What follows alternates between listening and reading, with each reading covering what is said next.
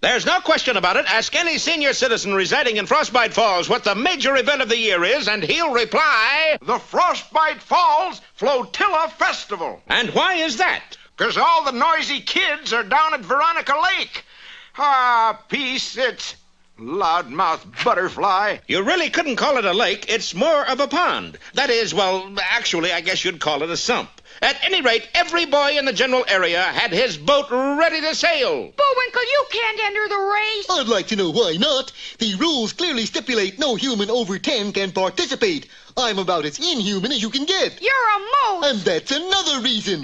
Oh, see, there's the warning whistle advising all us marinators to ready sail. Where'd you get that thing? What thing? What it is you're about to launch. And the starry-eyed moose related the story in flashback form of how one day, while ambling along the Old Rocks Road, he stumbled onto an ancient rust-encrusted dhow. How about that? A dhow, spelled D-H-O-W, is a sailing vessel primarily used in the Red Sea and Indian Ocean. Well, she sure is dirty. Yes, but she's yar. The starting signal was given and 48 trim little boats put out to sea, or sump, all except Bullwinkle's, which sank upon contact with the water. She sank. Yar. It doesn't matter who won the race. What does matter is that the dhow emerged completely rejuvenated. Wow, look at it sparkle. And looky here on the binnacle rock. That's the bow. It says Omar Goodness.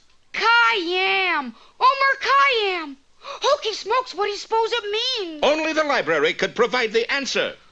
Pardon me, ma'am, but Shh! Can't you read? But we don't smoke. It says silence. Oh, that darn cat, always stomping around. Scat! Now what is it? Boats. Books on boats. Yar. Aisle 842, lane 30, district 3, shelves 20 to 80 inclusive. Well, it wasn't easy, but some 6 hours later, they cornered their quarry. Oh, my gosh. 2 copies of The Ancient Mariner. By Al B. Trost. Suddenly, the setting sun bounced its rays off the glittering dhow. This gave the resourceful flying squirrel an idea. It shines like a gem. Say, come on. The reigning authority on minerals, valuable and otherwise, was Digger Deeper, mine owner, prospector, and babysitter on Saturday nights between 8 and 12. It's a gem, all right. Might be fool's gold. This is rad. Fool's gold is gold. Let me give it a closer look. Hand me my loopy. See, I never saw this one before. You boys want to see? We don't have time, Digger. Come on, Bullwinkle. And the insistent squirrel led the way to the only jewelry store in Frostbite Falls. You know what you have here? We were hoping that you'd tell us. This little dhow here is composed of ruby. Yes, sir, it's rubies. No, it isn't. It's mine. Well, my gosh, if it's made out of rubies, then... If you're hesitating for me to finish the line, you've got a long wait. And I don't have the guts to say it. Okay, then here goes. If it's made out of rubies, then this must be the ruby yacht of Omar Khayyam. And with that little gem, we ring down the curtain. What does fate have in the jewelry store? Be with us next time for Let's Drink to the Ruby or Stoned Again.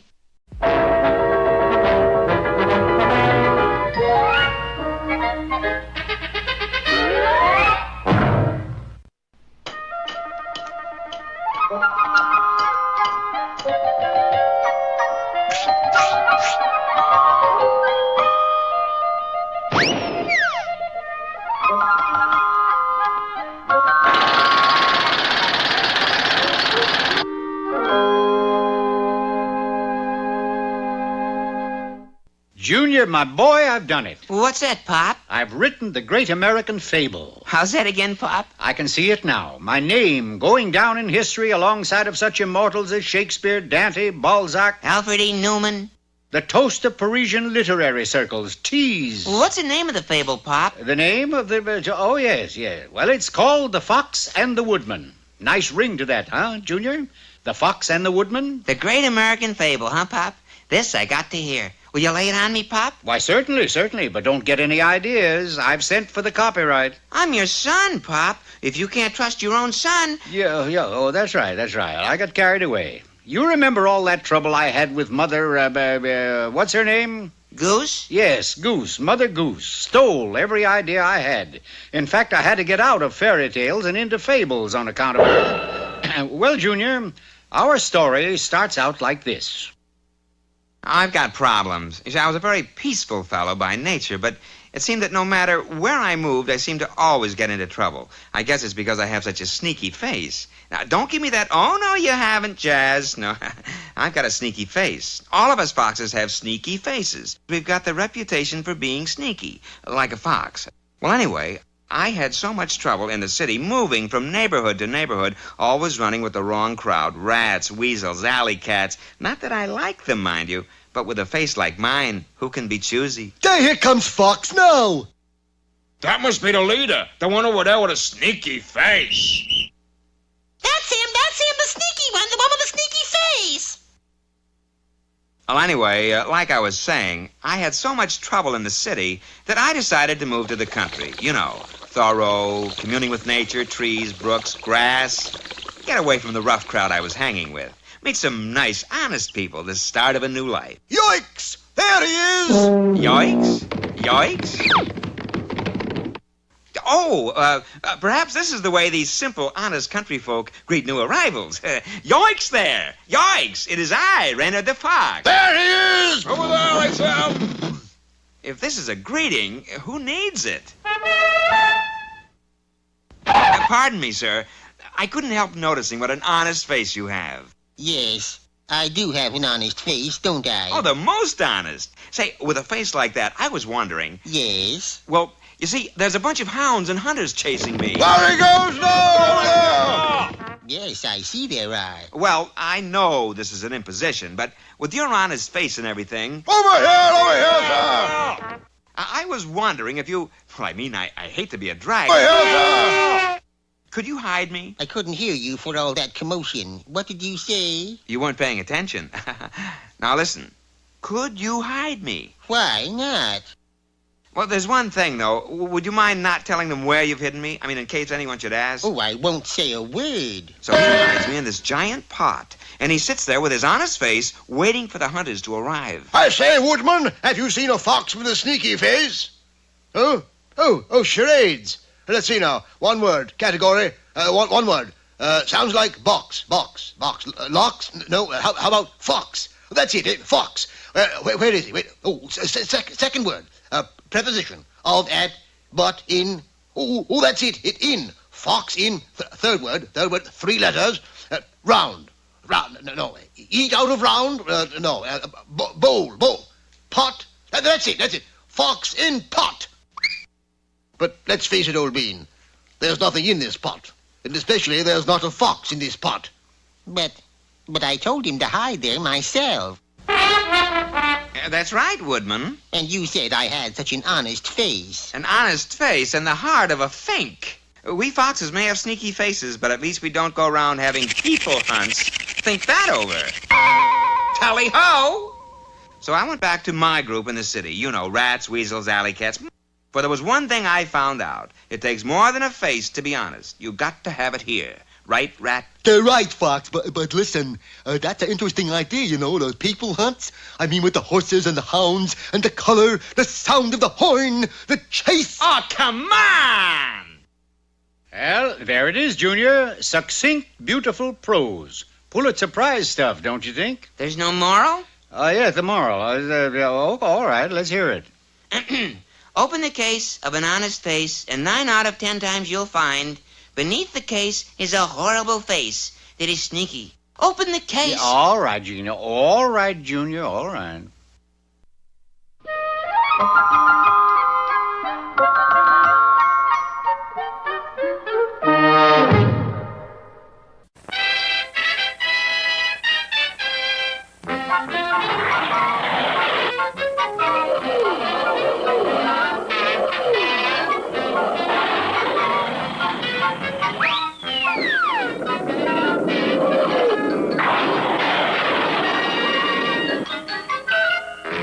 Our present peccadillo was launched on the sandy shores of Veronica Lake. Every boy under 10 and one moose had a sailing ship entered in the annual Frostbite Falls Flotilla Festival.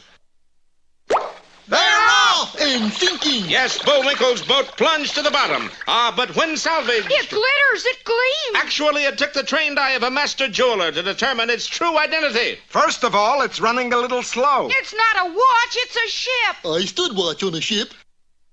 Mainspring sprung too. Please, mister, can you tell us what this boat is made of? And if you say sugar and spice... Ruby. This little object is composed of precious ruby. And since the name inscribed on the pinnacle was Omar Khayyam, Then this is the Ruby Yacht of Omar Khayyam. well, you just don't come up with an awful thing like that and not hit the front page. Huckstray, read all about it. Rocket hits moon, Wally out for season. Today's big headline: the birth of 24 caterpillars to a moth in Elizabeth, New Jersey. I thought the narrator said we'd hit the front page. We did. The front page of the one ads. See? Moose will sell Ruby Yacht of Omar Khayyam to any interested party. I said I wanted to sail the Ruby Yacht at an interesting party. Well, that's the press for you. Well, I sure hope nobody reads this. A vain wish, I'm afraid, for halfway across the world in the northern section of lower East Pakistan, the ruler of a remote city perused the ad with more than casual interest. Son of an infidel, eater of vegetables. What troubles you, O illustrious one? This what I peruse in the periodical. For years I wait for the artist to paint pupils in the eyes of little orphan Annie. Patience, O great one. Rome was not built in a day. What kind of a... Looky, oh, ha, ha. Fearing that the Pasha was suffering from a stroke, the Grand Vizier pulled the bell cord. Someday I gotta get that fixed. Oh boy, what did I read? Something in the paper? You saw something that would cause such a catastrophic... Would they? Sure enough, it was the misquoted ad they saw. Take 30 bags of gold, 90 bars of silver, buy the Ruby Yacht. A command is like an order. And listen well, my dear Vizier, unless you buy the yacht, you lose your head. Not to mention other various awful things that will happen to you. I comprehend, O felicitous one. Fear not, I will beg, borrow, or steal the sacred Ruby Yacht. Incidentally, what would you suggest is a starting price for my initial offer? $1.50. You can always go up from there. A fast camel, a slow train. It took a great deal of time to effect the passage from Pakistan to Frostbite Falls, Minnesota. Eventually, however, the turbaned emissary approached our hero's home. Oh, my, look at the headache that feller's got. That's a turban, Bullwinkle. $1.50. I'll make it 2. $2.50. I think you're down because I got most of the trump. Say, what's going on here? And the Vizier made his final offer. No, sir, Turhan Bey. My little ship is not for sale at any price. You won't relent? Well, not here in the front room, I won't, no. Then look behind you. And there, scimitars in hand, stood 20 fierce soldiers. Uh-oh, there may be some cutting up going on around here. Don't miss our next installment, Rimsky and Korsakov Go to Palm Springs, or Song of Indio. Hello there, poetry lovers. Today's little gem is called Sing a Song of Sixpence. Sing a song of sixpence, a pocket full of rye, 4 and 20 blackbirds baked in a pie. Everything okay in there? When the pie was opened, the birds began to sing. Wasn't that a dainty dish to set before the king? Hold it, Baker. There's only 23 birds here. 23. Your contract definitely says 24. And? Fine print says if you are short one bird, you short one head. Uh-oh. Wait, look here. It's just an egg. But something's inside. Look, it's the 24th blackbird. Pretty clever, Moose. Not at all, Your Majesty. I'm always delighted to give you the bird.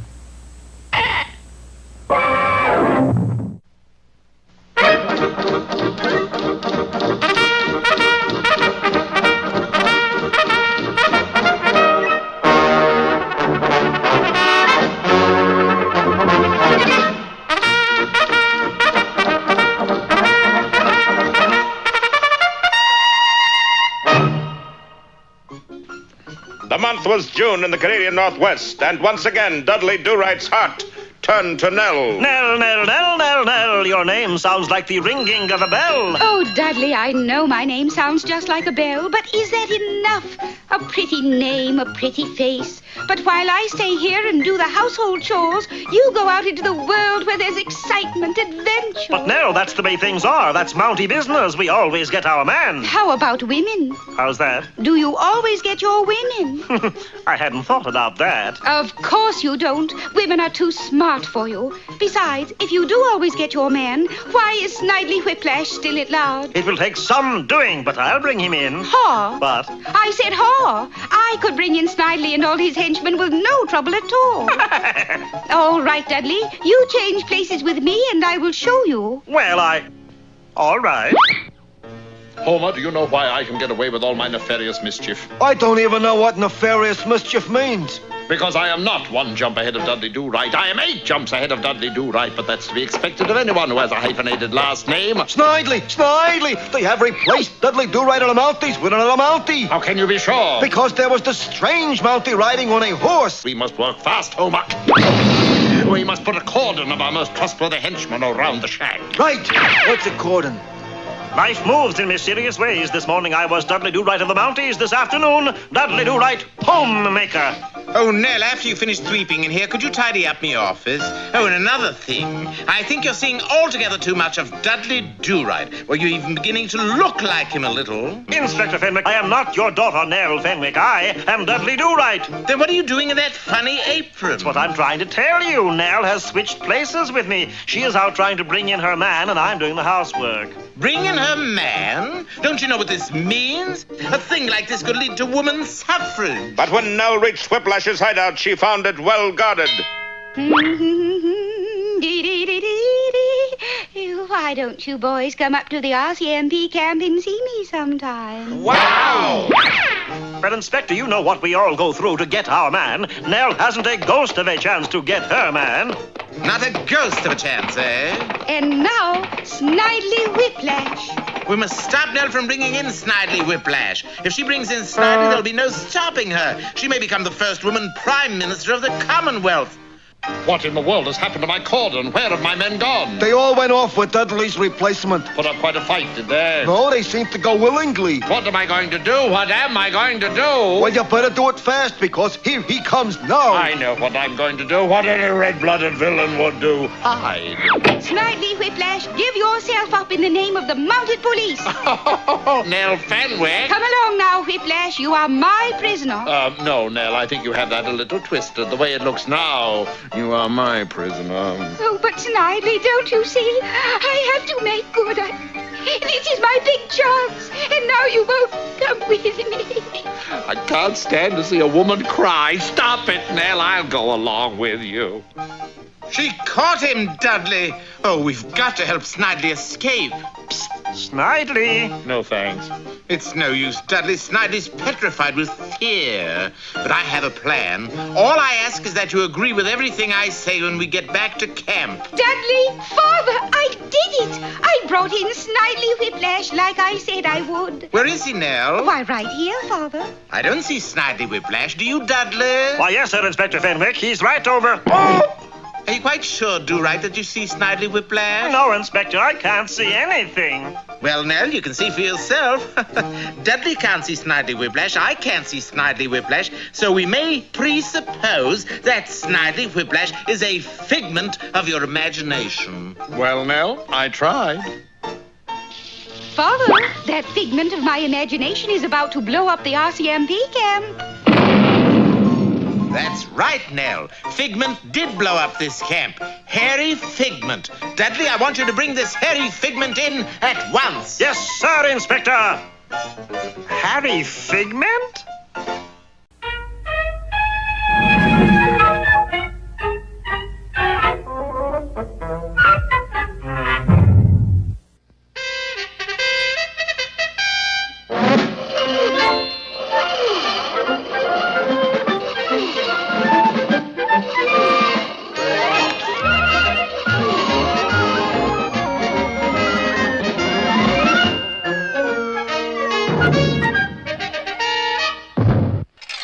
Well, it may not have been in your newspaper, but there it was on the front page of the Frostbite Falls Far-Flung Flyer.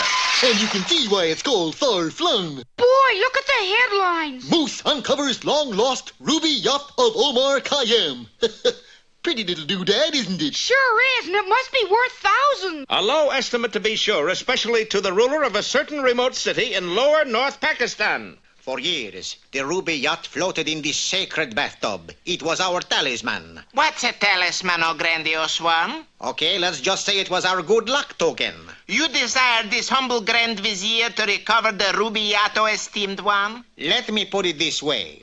If you don't recover ruby yacht, I shall be esteemed off one. And as we close the episode that came before this one, the Vizier was trading hotly with a reluctant moose. I give 4 Roger Maris baseball cards for yacht. Not even if you throw in Leo DeRocher. I give warped LP of Jen Pierce singing Bluebirds of Happiness. Not even for Mildred Pierce. Yes, apparently the ruby yacht had gotten under Bullwinkle's skin. And the same might be said for our swords. Hokey smokes, we're surrounded. Rocky wasn't about to take this socked in. Make for the door, Bullwinkle. Alas, they were both on the same track. Minutes later, the Vizier and his burly aides paraded our captive heroes out of town. What's the parade for, Featherby? Don't know. Must be Labor Day or something. I wish it were Doris Day. How about some cribbage? But not all the good folk of Frostbite Falls were taken in. An aroused citizens committee was formed to investigate the blatant abduction. I've wired the Secretary of State and the UN. I phoned the gas company. I propose we march on Washington. Shucks, he's been dead for years. 'Twas then that Miss Plumfoot, the principal of PS 12, spoke up. I always said that Bullwinkle would wind up bad. Any boy that wears antlers in school. Luckily, mild standoffish, the turkey farmer, entered the meeting. I don't know what all the fuss is. Shuckins, they'll never get out of the country. What makes you figure that, Miles? Well, you got a moose, a squirrel, 6 soldiers, and 1 Grand Vizier. That's Vizier. Yeah. Anyways, the customs man will spot that group for sure. Sure enough, the United States Customs Bureau had every port, every airfield, every train depot saturated with steely-eyed customs agents. Just a moment, sir. What's in that bass violin case? Oh, just some Tommy guns and a bunch of stolen money, that's all, copper. Okay, just checking, that's all. Part of my job. Say, Barney, what is it we're supposed to keep an eye out for again? I told you, a moose, a squirrel, 6 soldiers. And a partridge in a pear tree, right? No, a Grand Vizier. Suddenly, the whistle of the SS Plankton announced its departure. That boat, did you check it? No, I thought you did. From gangplank to the wheelhouse, the luxurious ocean liner was given a thorough going over. However, passengers and crew alike were given a clean bill of health. All but one stoker. You have scurvy, sir. Get off the boat and eat some oranges. You saw nothing suspicious, eh, Fred? Only thing that bothered me was the ship's orchestra. Boy, are they corny. That is very understandable. Okay, we take it from the top, and please, no clinkers in the reed section. Bullwinkle, we gotta make a run for it. What, and miss my solo? Besides, I can't run very far. Strained your leg? No, they chained my leg. Well, it looks like a long, frustrating passage for our boys. Whatever's on your list, postpone it for The Melody Lingers On or I Bought You Violence for your furs. And